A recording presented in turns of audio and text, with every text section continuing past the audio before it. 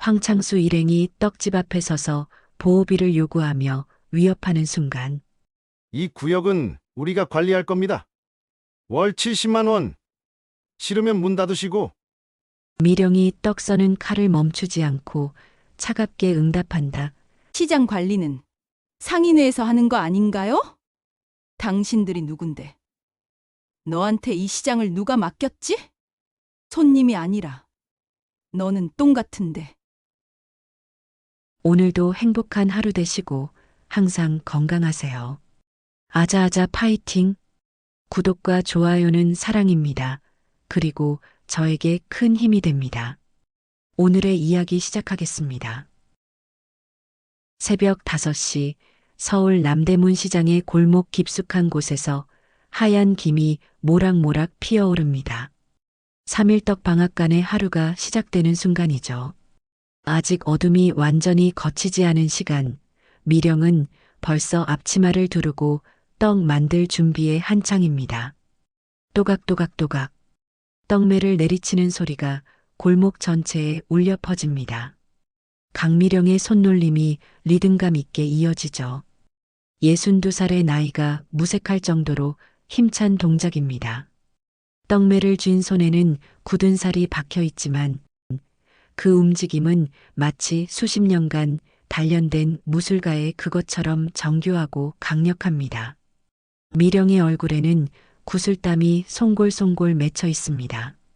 하지만 눈빛만은 여전히 날카롭죠. 떡을 치면서도 주변 상황을 놓치지 않는 습관이 몸에 배어 있거든요. 가게 입구로 들어오는 발걸음 소리, 골목에서 들려오는 대화 내용, 심지어 멀리서 나는 차 소리까지도 모두 귀에 들어옵니다. 떡은 말이지, 기다림이 쌓여야 쫀득해지는 거야. 미령이 자주 하는 말입니다. 떡 반죽을 주무르면서 혼자 중얼거리는 버릇이 있거든요. 반죽을 치댈 때마다 근육의 움직임이 마치 훈련받은 군인의 그것처럼 절제되고 효율적입니다. 일반 아주머니들과는 확연히 다른 몸놀림이죠. 떡을 써는 칼질 하나하나에도 힘이 서려 있습니다. 칼을 쥐는 자세부터가 평범하지 않거든요. 마치 무기를 다루는 사람처럼 안정적이고 정확합니다. 떡 한 조각 한 조각이 똑같은 두께로 잘려나가죠. 이모, 오늘도 일찍 나오셨네요. 옆 가게 과일장수 김 사장이 셔터를 올리며 인사를 건넵니다. 벌써 15년째 옆 가게를 하고 있는 단골 이웃이죠. 김 사장님도 고생 많으세요. 아침부터 추우시죠? 미령은 손을 번쩍 들어 화답합니다. 말투는 투박하지만 정이 넘치죠. 하지만 김 사장이 보지 못하는 사이 미령의 눈은 골목 끝을 한번 훑어봅니다.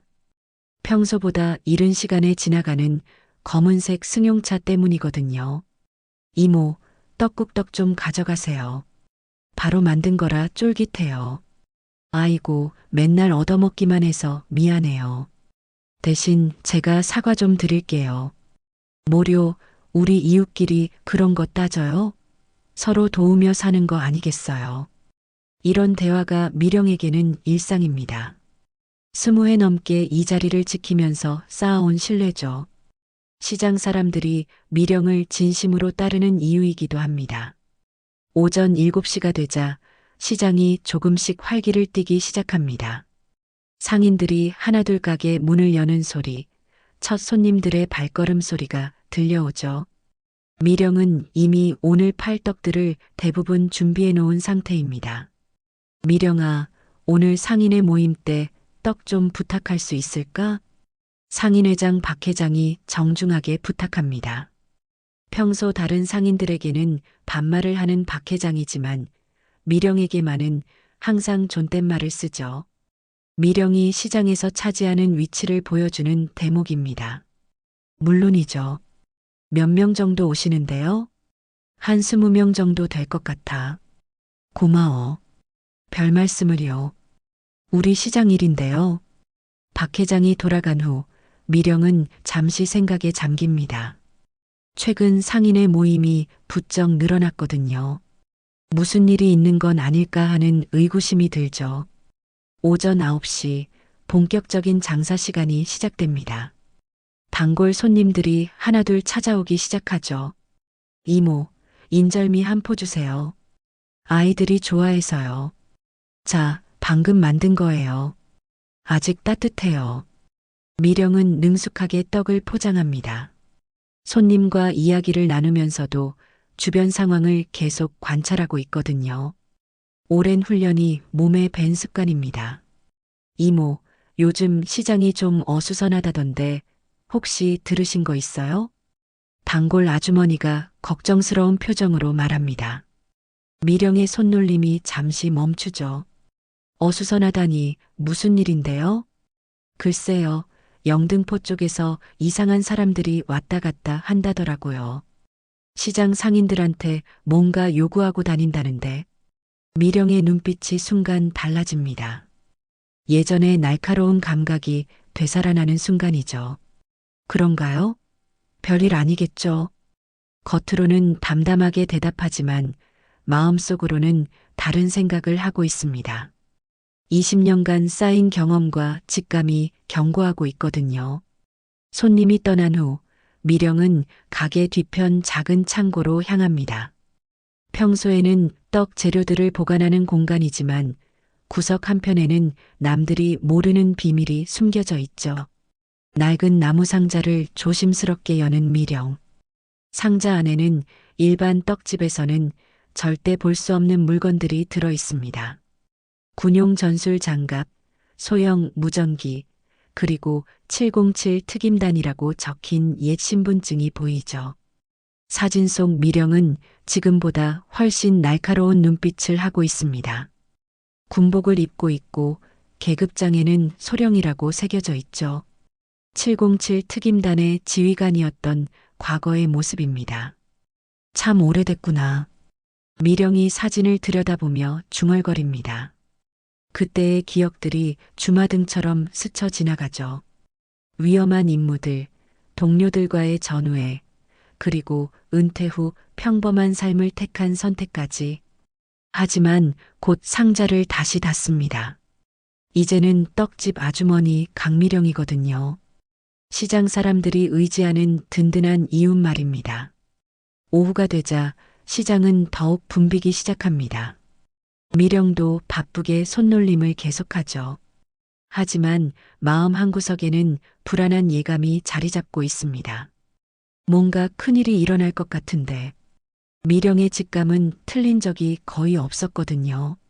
707 특임단 시절부터 그래왔습니다. 위험을 감지하는 능력이 남다르죠. 해질녘이 되어서야 미령은 하루 장사를 마무리합니다. 가게 정리를 하면서도 계속 주변을 살피고 있거든요. 평소와 다른 기운을 느끼고 있기 때문입니다. 내일은 어떤 하루가 될까? 미령이 혼자 중얼거립니다. 오랜 경험이 말해주고 있거든요. 곧 평범한 일상에 변화가 생길 거라고 말이죠. 다음 날 오후 평소와 다른 분위기가 남대문 시장을 감쌉니다. 시장 입구에 검은색 SUV 차량 3대가 나란히 주차되어 있거든요. 번호판도 모두 다른 지역 것들이고 차창에는 짙은 선팅이 되어 있어 안이 전혀 보이지 않습니다. 미령은 떡을 썰면서도 계속 그 차들을 관찰하고 있습니다. 오전부터 신경이 쓰였거든요. 평소 시장에서 볼 수 없는 종류의 차량들이니까요. 저 차들 뭐지? 아침부터 계속 서 있네. 옆 가게 김 사장이 걱정스러운 표정으로 중얼거립니다. 다른 상인들도 하나둘 고개를 내밀어 차량들을 쳐다보고 있죠. 오후 2시경 드디어 차 문이 열립니다. 검은색 정장을 입은 사내들이 하나둘 내리기 시작하죠. 모두 덩치가 크고 선글라스를 끼고 있습니다. 걸음걸이부터가 일반인과는 다르거든요. 사내들은 무리를 지어 시장 안으로 들어옵니다. 맨 앞에 선 남자는 특히 위압적인 분위기를 풍기고 있죠. 나이는 50 초반 정도로 보이고 얼굴에는 흉터가 하나 있습니다. 여기가 남대문 시장이군. 사내가 주변을 둘러보며 말합니다. 목소리가 낮고 거칠어서 주변 상인들이 움찔하게 만들죠. 첫 번째 타겟은 시장 입구의 옷가게입니다. 사내들이 가게 안으로 들어가자 곧 큰 소리가 들려오기 시작하죠. 이 구역은 이제 우리가 관리할 겁니다. 월 70만 원 싫으면 문 닫으시고. 옷가게 사장의 당황스러운 목소리가 이어집니다. 갑자기 뭐 하자는 겁니까? 우리가 왜 당신들한테 돈을 내야 해요? 왜냐고요?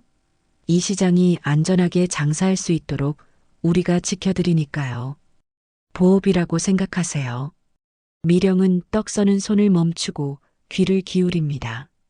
예상했던 일이 벌어지고 있거든요. 707 특임단 시절 비슷한 상황을 여러 번 봤었죠. 곧이어 두 번째, 세 번째 가게에서도 비슷한 일이 벌어집니다.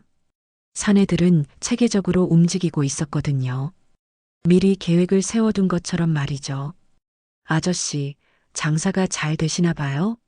그렇다면 우리한테도 조금 나눠주시는 게 어때요? 우리가 이 시장 지켜드릴 테니까 걱정 마세요. 대신 월 관리비만 내시면 돼요. 상인들의 반응은 제각각입니다. 어떤 이는 당장 거절하고 어떤 이는 무서워하며 고개를 끄덕이죠. 하지만 대부분은 어쩔 줄 몰라 하고 있습니다. 사내들을 이끄는 남자는 황창수입니다. 과거 강남 클럽가를 장악했던 조폭 회장이죠. 이제는 활동 영역을 전통시장까지 넓히려고 하고 있습니다. 시장 상인들이 생각보다 순해 보이는군. 일이 쉽게 풀릴 것 같아. 황창수가 부하에게 말합니다.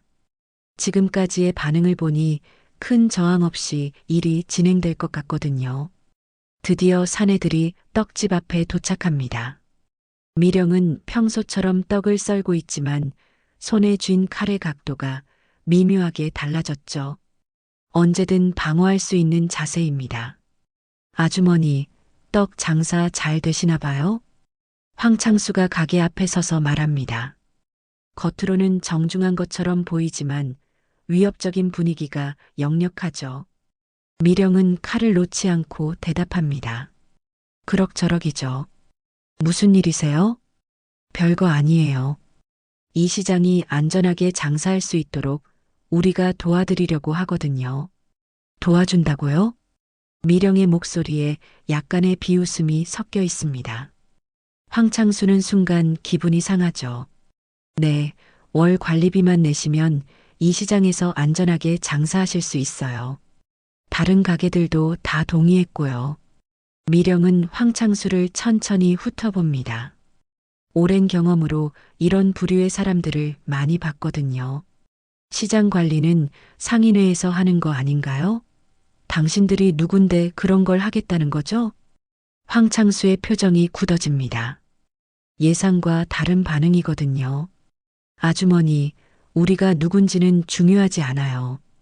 중요한 건 이 시장의 안전이죠. 안전이라고요?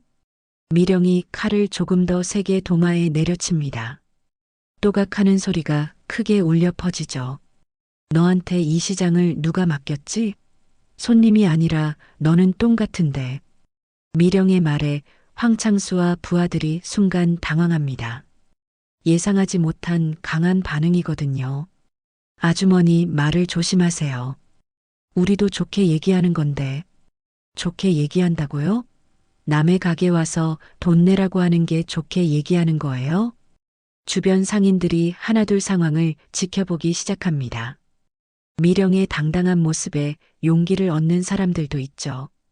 황창수는 더 이상 말을 길게 하고 싶지 않습니다. 다른 가게들 앞에서 체면이 서지 않거든요. 아주머니 생각할 시간 드릴게요. 내일까지 답 듣겠습니다. 미령은 대답 대신 떡을 더 세게 썰기 시작합니다. 또각또각또각 소리가 리듬감 있게 이어지죠. 황창수 일행이 떠난 후 주변 상인들이 하나둘 떡집으로 몰려듭니다. 이모, 괜찮아요? 저 사람들 뭔가 위험해 보이는데. 이모가 저렇게 맞서도 되는 거예요? 미령은 여전히 침착합니다. 걱정 마세요. 별일 아닐 거예요. 하지만 마음속으로는 다른 생각을 하고 있습니다. 황창수의 얼굴이 낯익거든요. 어디서 본 것 같은 느낌이 강하게 들죠. 저녁이 되어 시장이 조용해진 후 미령은 가게 정리를 하고 있습니다. 평소보다 더 꼼꼼하게 주변을 살피면서 말이죠. 밤 11시경 쾅 하는 큰 소리와 함께 떡집 창문에 돌이 날아듭니다. 유리창이 금이 가면서 찰칵 소리가 나죠. 미령은 놀라지 않고 침착하게 돌을 주워듭니다. 예상했던 일이거든요. 이런 식으로 압박을 가하는 것도 그들의 상투적인 수법이니까요. 역시 그렇게 나오는군. 미령이 혼자 중얼거립니다. 돌에는 쪽지가 묶여 있습니다. 내일까지 생각해 보세요 라고 적혀 있죠. 하지만 미령의 표정은 오히려 더 단단해집니다. 이런 식으로 위협받을 사람이 아니거든요. 707 특임단 출신이 그깟 조폭들한테 굴복할 리 없죠. 미령은 깨진 유리창을 임시로 막고 가게 뒤편 창고로 향합니다. 그리고 오래된 나무 상자를 다시 엽니다. 이제 정말 움직여야 할 때가 온 것 같구나. 다음 날 아침 남대문 시장의 분위기는 완전히 달라져 있습니다. 평소보다 상인들의 표정이 어둡고 대화 소리도 한결 작아졌거든요. 어제 일어난 일 때문에 모두가 긴장하고 있는 상황이죠. 미령은 평소처럼 새벽부터 떡을 만들고 있지만 주변 상황을 더욱 세심하게 관찰하고 있습니다. 깨진 유리창에는 임시로 비닐을 붙여놨지만 그것만으로도 어제 있었던 일을 모든 사람들이 알 수 있죠. 이모, 괜찮으세요? 어제 무슨 일 있었다면서요? 단골 손님이 걱정스러운 표정으로 묻습니다. 미령은 담담하게 대답하죠. 별일 아니에요. 애들 장난인 것 같아요. 하지만 속으로는 다른 계획을 세우고 있습니다. 단순히 당하고만 있을 생각은 없거든요. 오전 9시경 예상했던 일이 벌어지기 시작합니다.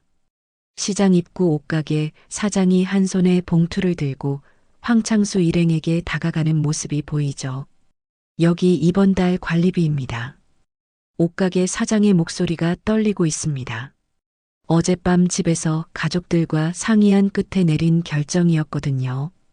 가게를 계속하려면 어쩔 수 없다고 생각한 거죠. 황창수는 만족스러운 표정으로 봉투를 받습니다. 현명한 선택이세요. 앞으로 안전하게 장사하실 수 있을 거예요. 이 모습을 본 다른 상인들도 하나둘 마음이 흔들리기 시작합니다. 결국 과일가게, 생선가게, 반찬가게 사장들이 차례로 돈을 가져오죠.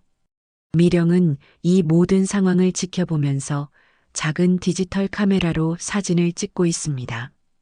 가게 안쪽에 숨겨놓은 CCTV도 모든 것을 녹화하고 있고요. 평범한 떡집에 왜 이런 장비들이 있을까요? 당연히 미령의 과거와 관련이 있습니다. 증거는 확실하게 남겨야지. 미령이 혼자 중얼거립니다. 707 특임단 시절 배웠던 첫 번째 원칙이거든요. 모든 것을 기록하고 증거를 수집하라는 것 말이죠. 상인들이 돈을 내는 모습을 보면서 미령의 기억 속에 묻혀있던 장면이 되살아납니다. 황창수의 얼굴이 왜 그렇게 낯익었는지 이제 알겠거든요. 15년 전 군납비리 사건을 수사할 때 만났던 인물 중 하나였습니다. 당시에는 다른 이름을 썼지만 얼굴의 흉터와 목소리가 똑같거든요. 분명히 동일 인물입니다. 가만두면 안 되겠구만, 창수야. 미령이 낮은 목소리로 중얼거립니다. 과거의 기억들이 선명하게 떠오르고 있거든요. 그때도 이런 식으로 약한 사람들을 괴롭혔었죠. 오후가 되자 더 많은 상인들이 굴복하기 시작합니다. 결국 시장 상인 20명 중 15명이 돈을 냈죠. 미령과 몇몇 고집센 상인들만 버티고 있는 상황입니다. 황창수는 점점 자신감을 얻고 있었습니다. 생각보다 일이 쉽게 풀리고 있거든요. 이제 떡집 아줌마만 처리하면 끝이군. 부하에게 말하는 황창수의 목소리에서 여유가 느껴집니다. 하지만 미령이 만만한 상대가 아니라는 걸 아직 모르고 있죠. 저녁 시간 시장이 조용해진 후 미령은 가게 뒤편 창고로 향합니다. 낡은 나무 상자를 열고 그 안에서 작은 위성 전화를 꺼내죠. 일반인들은 구할 수 없는 군용 통신 장비입니다. 전화기를 켠 미령. 화면에는 암호화된 번호들이 나타납니다. 15년 만에 사용하는 비상 연락망이죠. 707 본부, 코드명 100년입니다. 미령의 목소리가 예전의 군인 때 목소리로 바뀝니다. 평소에 투박한 아줌마 말투와는 완전히 다른 모습이죠. 100년 확인됐습니다. 현재 상황을 보고하세요. 전화 너머에서 들려오는 목소리도 군인 특유의 간결함이 묻어납니다. 민간 잠입 중 조직폭력배의 시장 장악 시도를 발견했습니다. 주동자는 과거 군납비리 관련 수배 대상 황창수로 추정됩니다. 황창수라고 했습니까? 잠시만요. 잠시 후 다시 들려오는 목소리. 확인됐습니다. 해당 인물은 현재도 수배 중입니다. 시장 상황 작전 개시를 승인합니다. 잔류요원 투입이 가능한가요? 대기 중인 요원 5명 투입 가능합니다. 내일 오전 중 현장 도착 예정입니다. 알겠습니다. 작전명은 100년으로 하겠습니다. 통화를 마친 미령의 표정이 완전히 달라져 있습니다. 이제는 평범한 떡집 아주머니가 아니라 전직 707 특임단 지휘관의 모습이죠. 미령은 상자에서 또 다른 물건을 꺼냅니다. 검은색 전술 장갑입니다. 손에 끼워보니 아직도 딱 맞네요. 15년이 지났지만 손의 크기는 그대로거든요. 이제 진짜 시작이군. 장갑을 끼운 채로 떡 반죽을 만져보는 미령. 평소와는 다른 느낌이죠. 마치 무기를 다루는 것처럼 정교하고 강력합니다. 그날 밤 미령은 시장 전체를 돌아다니며 상황을 정확히 파악합니다. 몇 개의 CCTV가 추가로 설치되고 상인들의 피해 상황도 자세히 기록하죠. 증거 수집 완료. 내일부터는 반격이다. 미령이 혼자 중얼거립니다. 이제 황창수도 그의 부하들도 상대할 준비가 끝났거든요. 새벽 3시 시장이 완전히 조용해진 시간. 미령은 마지막으로 떡 반죽을 치면서 내일의 작전을 머릿속으로 시뮬레이션해 봅니다. 또각또각또각. 떡매 소리가 고요한 새벽 공기를 가르며 울려 퍼집니다. 하지만 이제는 단순한 떡 만드는 소리가 아니죠. 전쟁을 준비하는 전사의 북소리 같습니다. 전술 장갑을 낀 손으로 떡을 치는 미령의 모습. 곧 이 평범해 보이는 떡집 아주머니가 어떤 존재인지 황창수는 깨닫게 될 거예요. 미령은 벽에 걸린 거울을 통해 자신의 모습을 봅니다. 62살의 나이에도 여전히 날카로운 눈빛을 하고 있죠.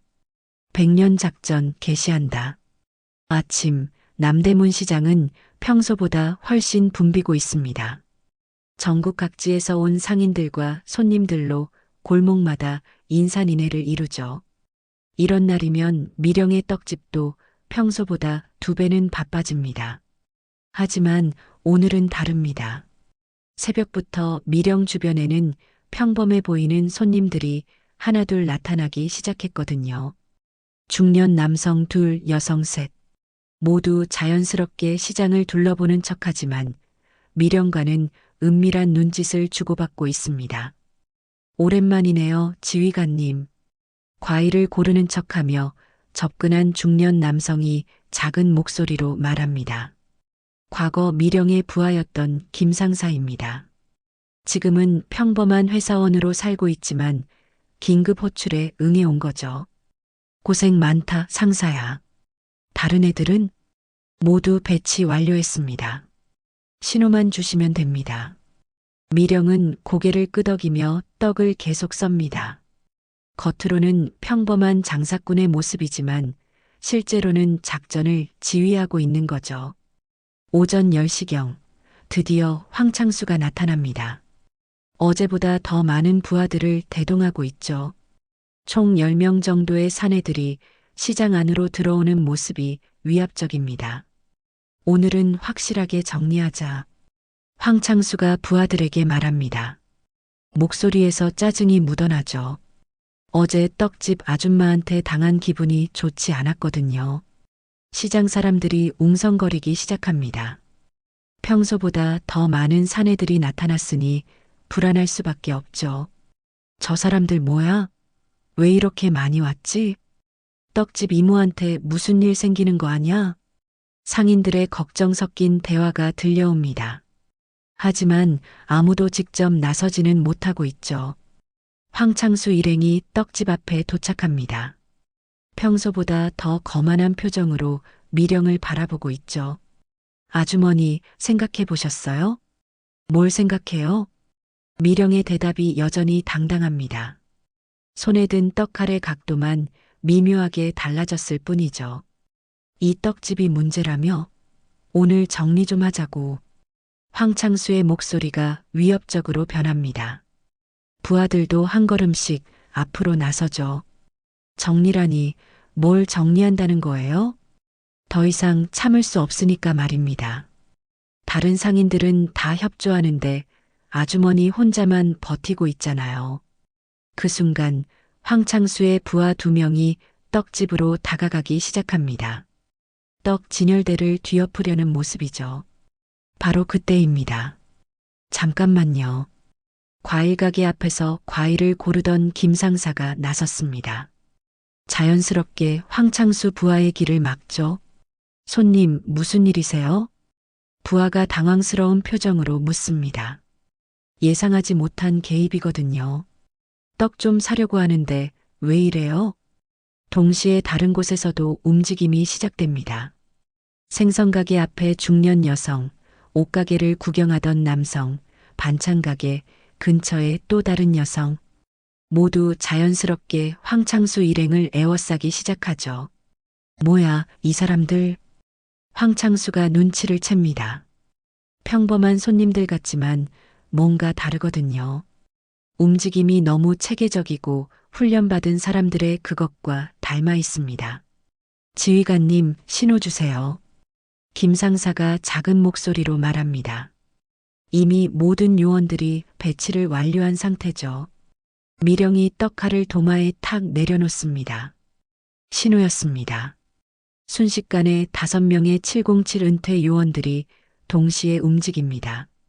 마치 오랜 시간 함께 훈련한 것처럼 완벽한 팀워크죠. 김상사는 황창수의 오른쪽을, 다른 요원은 왼쪽을 담당합니다. 나머지 부하들도 각각 1명씩 상대하죠. 시장 한복판에서 펼쳐지는 은밀한 포위 작전입니다. 뭐야, 이게 뭐 하는 짓이야? 황창수가 소리를 지르지만 이미 늦었습니다. 요원들의 움직임이 워낙 빠르고 정확해서 저항할 틈을 주지 않거든요. 하지만 그때입니다. 경찰이다. 모두 손들어. 갑자기 시장 입구에서 경찰들이 나타납니다. 제복을 입은 경찰관 여러 명이 호루라기를 불며 달려오고 있죠. 뭐야? 경찰이 왜 여기에? 미령이 당황합니다. 계획에 없던 일이거든요. 경찰들 뒤에서 나타나는 인물. 바로 시장 이장 최 이장입니다. 평소 미령과 가깝게 지내던 사람이죠. 저기 떡집에서 불법 감시 장비로 촬영하고 있습니다. 최 이장이 경찰에게 고발하고 있습니다. 미령이 설치한 CCTV와 카메라를 신고한 거죠. 이장님, 무슨 소리세요? 미령이 믿을 수 없다는 표정으로 묻습니다. 하지만 최 이장은 고개를 돌려버리죠. 황창수가 비웃으며 말합니다. 아주머니, 세상이 그렇게 호락호락하지 않아요. 이장님께는 미리 양해를 구해뒀거든요. 최 이장이 황창수에게 돈을 받았다는 뜻입니다. 미령을 배신한 거죠. 수색영장 있습니다. 떡집 수색하겠습니다. 경찰이 영장을 내보이며 가게 안으로 들어갑니다. 곧 창고에서 CCTV와 카메라 그리고 군용 장비들이 발견되죠. 이게 뭐죠? 일반인이 가질 수 없는 장비들인데 강미령 씨 불법 감시 및 군용품 불법 소지 혐의로 긴급 체포합니다. 미령의 손목에 수갑이 채워집니다. 707 요원들은 이미 사라진 후였죠. 훈련받은 사람들답게 위험 상황에서는 즉시 철수한 겁니다. 황창수가 승리의 미소를 짓습니다. 아주머니, 감옥에서 천천히 반성하세요. 시장 사람들이 어리둥절한 표정으로 상황을 지켜보고 있습니다. 믿었던 이장이 배신했고 의지했던 떡집 이모가 체포당한 거죠. 이제 이 시장은 우리 것이다. 황창수가 부하들에게 속삭입니다. 가장 큰 저항 세력이 제거된 지금 시장 장악은 시간 문제였거든요. 경찰차에 탄 미령의 표정은 의외로 침착했습니다. 이런 상황도 예상 범위 아니었거든요. 이제 진짜 게임이 시작이군. 서울 중부경찰서 유치장. 차가운 철창 안에서 미령은 벽에 등을 기대고 앉아 있습니다. 체포된 지 이미 6시간이 지났지만 표정은 여전히 침착하죠. 오히려 무언가를 깊이 생각하고 있는 모습입니다. 강미령 씨, 조사받으러 나오세요. 간수가 철창을 열며 말합니다. 미령은 천천히 일어나 수갑을 찬 채로 조사실로 향하죠. 조사실에는 2명의 경찰관이 앉아 있습니다. 한 명은 지역 경찰서의 수사과장이고 다른 한 명은 처음 보는 얼굴이죠. 정장을 입고 있지만 경찰이 아닌 것 같습니다. 앉으세요. 저는 박 수사과장입니다. 미령이 의자에 앉아 박 과장이 파일을 열어 보입니다. 두꺼운 서류가 들어있죠. 강미령 씨, 일반 시민이 군용 통신 장비와 감시 장비를 소지한 이유가 뭔가요? 그건 제 개인 물건입니다. 개인 물건이라고요? 707 특임단 전용 위성 전화가 개인 물건이라는 말씀인가요? 박 과장의 목소리가 날카로워집니다. 이미 미령의 과거를 파악하고 있다는 뜻이죠. 그때 옆에 앉아있던 정장 남성이 입을 엽니다. 강미령 소령, 오랜만입니다. 미령의 눈빛이 순간 바뀝니다. 군 계급을 부르는 사람이니까요. 당신은 누구죠? 국방부 정보본부 김 차장입니다. 예전에 몇 번 뵌 적이 있을 겁니다. 김 차장이 신분증을 보여줍니다. 미령이 기억을 되짚어 보니 10여 년 전 본부에서 몇 번 마주친 적이 있는 인물이죠. 무슨 일로 여기까지 오셨나요? 소령이 민간에서 활동하고 계시다는 보고를 받았습니다. 그런데 이번 일은 좀 복잡해 보이네요. 김 차장이 또 다른 파일을 꺼냅니다. 황창수의 사진이 들어있죠. 이 인물 기억하시죠? 미령이 사진을 보는 순간 표정이 굳어집니다. 역시 황창수였거든요. 황창수, 15년 전 군납비리 사건의 핵심 인물이었습니다. 맞습니다. 당시 소령께서 직접 수사를 담당하셨죠. 김 차장의 말에 미령의 기억이 선명하게 되살아납니다. 15년 전 대규모 군납비리 사건이 터졌을 때의 일들이죠. 당시 황창수는 군납업체 사장으로 활동하면서 수십억 원의 국방 예산을 횡령했습니다. 불량 군용품을 납품하고도 정상 제품으로 속여 차액을 챙긴 거죠. 그 과정에서 군 간부들까지 매수했고 사건이 커지자 잠적해버렸습니다. 그때 그 인간이 죽은 줄 알았지. 미령이 중얼거립니다. 당시 수사 과정에서 황창수가 교통사고로 사망했다는 보고서를 받았거든요. 가짜 죽음이었습니다. 신분을 완전히 바꾸고 조폭계로 숨어든 거죠. 김 차장의 설명에 미령은 고개를 끄덕입니다. 그럴 만한 능력과 인맥을 가진 인물이었거든요. 그런데 문제가 있습니다. 김 차장의 표정이 심각해집니다. 황창수 사건이 다시 수면 위로 떠오르면 국방부로서는 곤란한 상황에 처합니다. 왜요? 당시 사건을 은밀히 덮으려 했던 고위 인사들이 아직 현역에 있거든요. 지금 황창수가 잡히면 과거 일들이 모두 드러날 수 있습니다. 미령이 상황을 파악하기 시작합니다.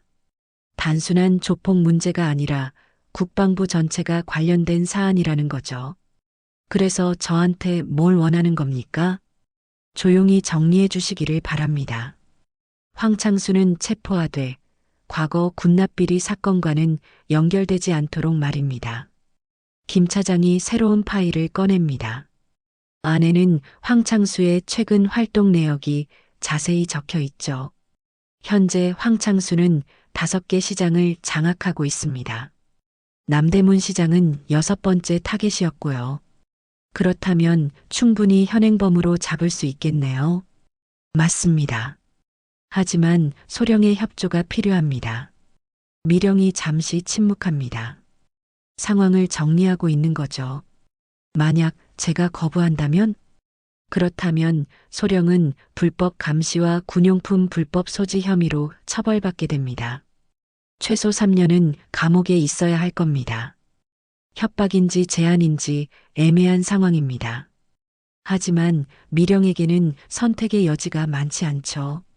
시장 사람들은 어떻게 되나요? 지금 황창수한테 당하고 있을 텐데. 소령이 협조한다면 황창수를 빨리 검거할 수 있습니다. 그러면 시장도 평화를 되찾을 거고요. 김 차장이 마지막 카드를 꺼냅니다. 그리고 소령의 707 동료들도 안전할 겁니다.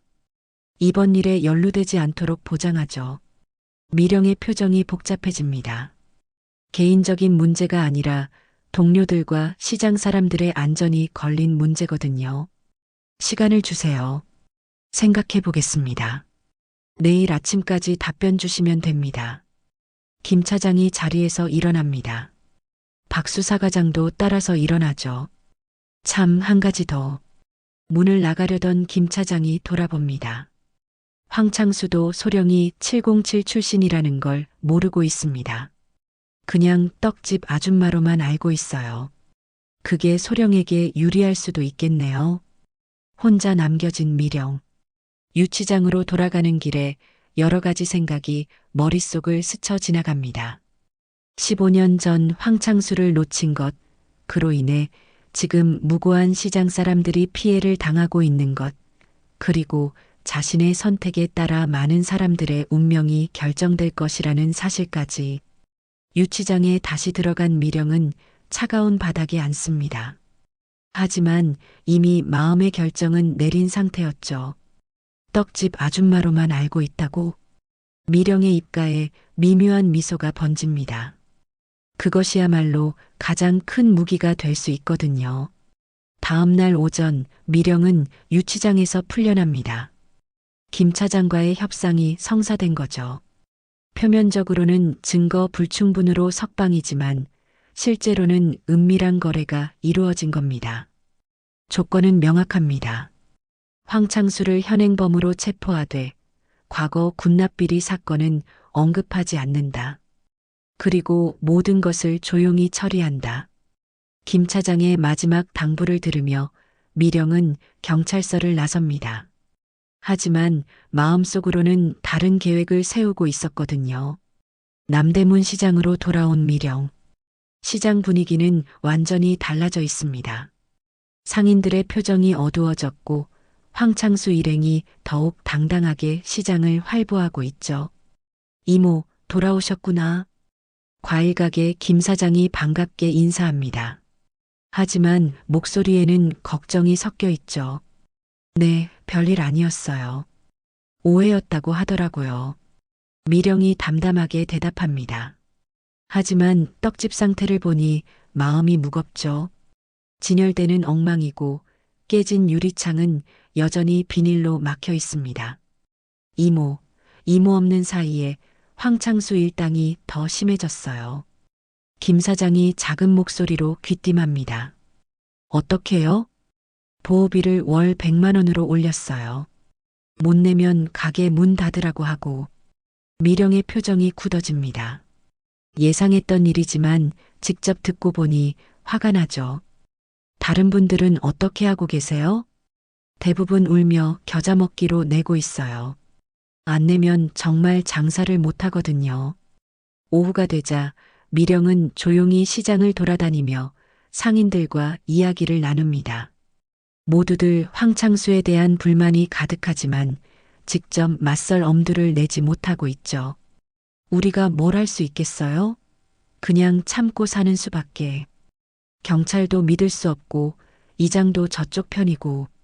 상인들의 체념 섞인 목소리를 들으며 미령은 마음을 굳힙니다. 이대로 둘 수는 없거든요. 저녁 9시 시장이 조용해진 후 미령은 떡집 셔터를 반쯤만 내립니다. 그리고 작은 전등 하나만 켜놓죠. 평소와 다른 모습에 몇몇 상인들이 궁금해하며 다가옵니다. 이모, 무슨 일이에요? 제일 먼저 온 사람은 김 사장입니다. 그 뒤로 생선가게 박 사장, 반찬가게 최 사장이 하나둘 나타나죠. 들어오세요. 얘기할 게 있어요. 미령이 사람들을 가게 안으로 들입니다. 곧 10명 정도의 상인들이 모이게 되죠. 이모, 갑자기 왜 이런 자리를? 황창수 때문이에요.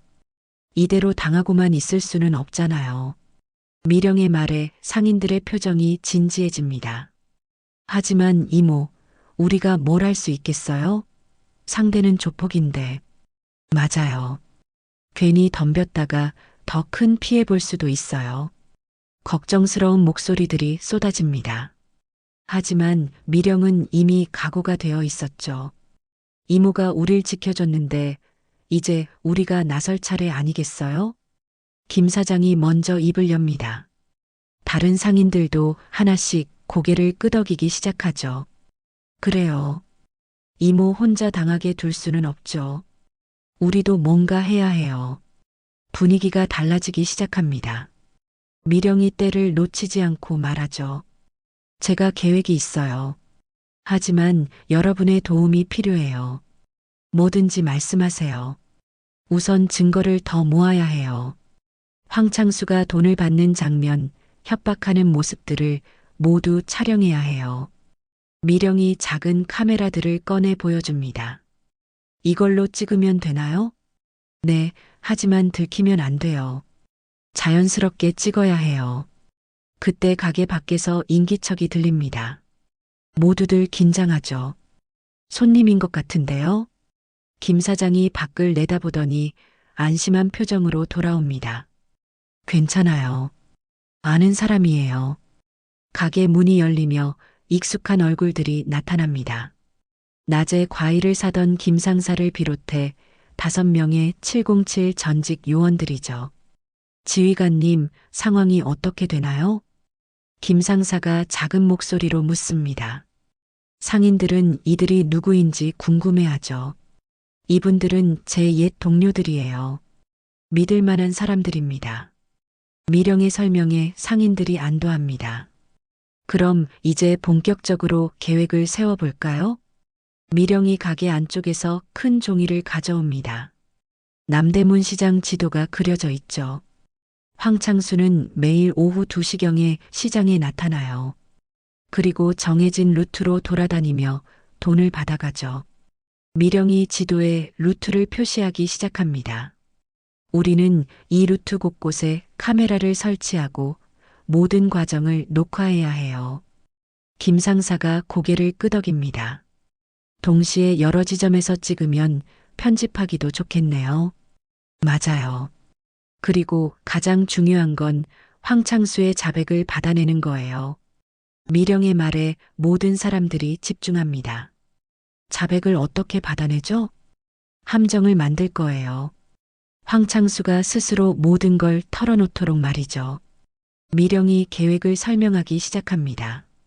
상인들과 707 요원들이 협력해서 황창수를 궁지로 몰아넣는 작전이죠. 회장 검거 작전. 목표는 자백받기. 시장과 떡과 조폭, 모든 진실을 영상에 담는 거예요. 미령의 말에 모두들 결의를 다집니다. 언제 실행하나요? 내일입니다. 모든 준비를 오늘 밤 안에 끝내야 해요. 밤이 깊어가지만 떡집의 불은 꺼지지 않습니다. 상인들과 707 요원들이 머리를 맞대고 세밀한 계획을 세우고 있거든요. 이번엔 절대 실패할 수 없어요. 미령의 다짐 섞인 목소리가 조용한 가게 안에 울려 퍼집니다. 작전 당일 오후 남대문 시장은 평소보다 더욱 분주한 모습입니다. 하지만 겉으로는 평범한 평일날처럼 보이죠. 상인들은 자연스럽게 장사를 하고 있지만 실제로는 모두가 긴장한 상태입니다. 미령은 떡집에서 평소보다 더 많은 떡을 만들고 있습니다. 특히 오색이 들어간 오미떡을 대량으로 준비하고 있죠. 겉으로는 장사용으로 보이지만 실제로는 다른 목적이 있습니다. 지휘관님, 모든 준비 완료됐습니다. 김 상사가 과일을 사는 척하며 작은 목소리로 보고합니다. 시장 곳곳에 소형 카메라들이 설치됐고 하늘에는 보이지 않을 정도로 높은 곳에 드론들이 대기하고 있죠. 상인분들도 준비됐나요? 네, 모두 각자 위치에서 대기 중입니다. 시장 상인들도 평소와 다름없이 장사를 하고 있지만 실제로는 모두 작전에 참여하고 있습니다. 각자 휴대폰으로 촬영할 준비가 되어 있죠. 오후 2시 정각 예상대로 황창수 일행이 나타납니다. 어제보다 더 많은 부하들을 대동하고 있죠. 총 15명 정도의 사내들이 시장으로 들어오는 모습이 더욱 위압적입니다. 오늘은 확실하게 끝내자. 황창수가 부하들에게 말합니다. 어제 떡집 아줌마가 풀려난 것이 마음에 들지 않았거든요. 황창수 일행이 첫 번째 가게에 도착합니다. 평소와 다른 점은 더 많은 돈을 요구하고 있다는 거죠. 앞으로는 월 100만 원씩 내셔야 합니다. 시장이 커져서 관리비가 더 들거든요. 상인들의 당황스러운 반응이 이어집니다. 하지만 이 모든 과정이 여러 각도에서 촬영되고 있죠. 드디어 황창수 일행이 떡집 앞에 도착합니다. 미령은 평소처럼 떡을 썰고 있지만 오늘은 뭔가 다릅니다. 떡을 써는 위치가 평소보다 높은 곳이거든요. 커다란 떡시루 위에서 작업을 하고 있는 미령. 마치 무대 위에 선 배우 같은 모습이죠. 아주머니, 어제 경찰서 다녀오시더니 정신 차리셨나요? 황창수가 비웃으며 말합니다. 떡집 아줌마 정도는 이제 우습게 보이거든요. 정신이라니 무슨 소리예요? 이 시장 통째로 사드리겠다는 제안 어떠세요? 아주머니도 떡집 그만두고 다른 일 알아보시죠. 황창수의 말에 주변 상인들이 웅성거리기 시작합니다. 시장 전체를 사겠다는 소리니까요. 시장을 사드린다고요? 네, 이 땅값도 많이 올랐고 재개발도 예정되어 있다던데요. 지금 팔면 손해 안 보실 텐데. 황창수가 큰 소리로 말합니다. 주변 상인들이 모두 들을 수 있도록 의도한 거죠. 그럼 우리는 어디서 장사해요? 미령이 묻습니다. 떡을 써는 손을 멈추지 않으면서 말이죠. 그건 아주머니들이 알아서 하실 문제죠. 우리는 사업만 하는 거니까. 그때 미령이 손에 들고 있던 떡 한 조각을 황창수 쪽으로 던집니다. 갑작스러운 행동에 황창수와 부하들이 당황하죠. 뭐 하는 거야? 이건 오미떡이에요. 5가지 맛에 진심이 담겨 있죠. 미령의 목소리가 평소와 달라집니다. 더 이상 투박한 아줌마의 목소리가 아니라 당당하고 강인한 톤이죠. 진심이라고요? 네, 정의에 대한 진심 말이에요. 그 순간 하늘에서 윙윙거리는 소리가 들려옵니다. 수십 대의 드론들이 황창수 일행 위로 내려오기 시작하죠. 뭐야, 저게? 황창수와 부하들이 위를 올려다봅니다. 드론들에는 모두 카메라가 달려 있고 지금 이 순간을 생중계하고 있죠. 동시에 시장 곳곳에서 상인들이 휴대폰을 들고 촬영을 시작합니다. 모든 각도에서 황창수의 모습이 담기고 있는 거죠. 이게 뭔 상황이야? 황창수가 소리를 지르는 순간 김상사를 비롯한 707 전직 요원들이 사방에서 나타나기 시작합니다. 어젯밤 계획대로 완벽한 포위망을 구축한 거죠. 황창수 15년 만이네. 미령이 떡 시루에서 내려오며 말합니다. 목소리가 완전히 달라져 있죠. 뭐라고? 당신이 누군데? 707 특임단 강미령 소령이야. 기억 안 나? 미령의 말에 황창수의 얼굴이 새하얗게 변합니다. 15년 전 자신을 쫓던 그 여군 장교의 이름이거든요. 그럴 리가. 당신은 떡집 아줌마잖아. 위장이었지. 15년 동안 너를 기다리고 있었거든. 미령이 천천히 황창수에게 다가갑니다. 주변의 707 요원들도 함께 좁혀오고 있죠. 이건 함정이야. 다들 뛰어. 황창수가 도망치려 하지만 이미 늦었습니다. 사방이 모두 막혀 있거든요. 혼란스러워하는 황창수가 뒤로 물러나다가 커다란 떡 반죽통에 걸려 넘어집니다. 얼굴이 하얀 떡 반죽에 푹 빠지죠. 으악! 황창수가 떡 반죽에서 고개를 빼내려 하지만 쉽지 않습니다. 끈적한 반죽이 머리카락과 얼굴에 달라붙어 있거든요. 그 순간 미령이 수갑을 꺼내 황창수의 손목에 채웁니다. 황창수, 조직폭력배 활동과 공갈 협박 혐의로 체포한다. 이건 말이 안 돼. 증거가 어딨어. 증거라고? 미령이 주변을 가리킵니다. 수십 개의 카메라와 드론들이 지금까지 모든 과정을 촬영했거든요.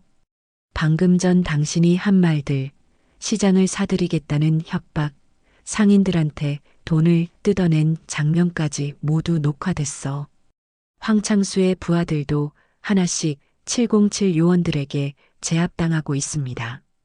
수적으로는 비슷하지만 훈련받은 전문가들을 당할 수는 없죠. 넌 예전에도 떡값으로 사람들 목숨을 샀지. 이제 내가 갚을 차례야. 미령의 말에 황창수가 무릎을 꿇습니다. 15년 전 자신이 저지른 군납비리가 떠오르거든요. 시장 상인들이 하나둘 모여들기 시작합니다. 그동안 괴롭혔던 황창수가 떡반죽 투성이로 무릎을 꿇고 있는 모습을 보며 환호성을 지르죠. 이제 끝났다. 드디어 평화가 왔어. 상인들의 기쁨 섞인 목소리가 시장 전체에 울려 퍼집니다. 석 달 후에 남대문 시장. 따뜻한 봄바람이 불어오는 5월의 어느 오후입니다. 시장 골목 깊숙한 곳에서는 여전히 하얀 김이 모락모락 피어오르고 있죠. 하지만 예전과는 뭔가 다른 분위기입니다. 사이다 떡이라고 새로 쓴 간판이 눈에 띕니다. 예전의 3.1떡 방앗간 대신 밝고 경쾌한 느낌의 이름으로 바뀌었거든요. 가게 앞에는 예전보다 훨씬 많은 손님들이 줄을 서 있습니다. 이모, 이거 이름 바꾼 거예요?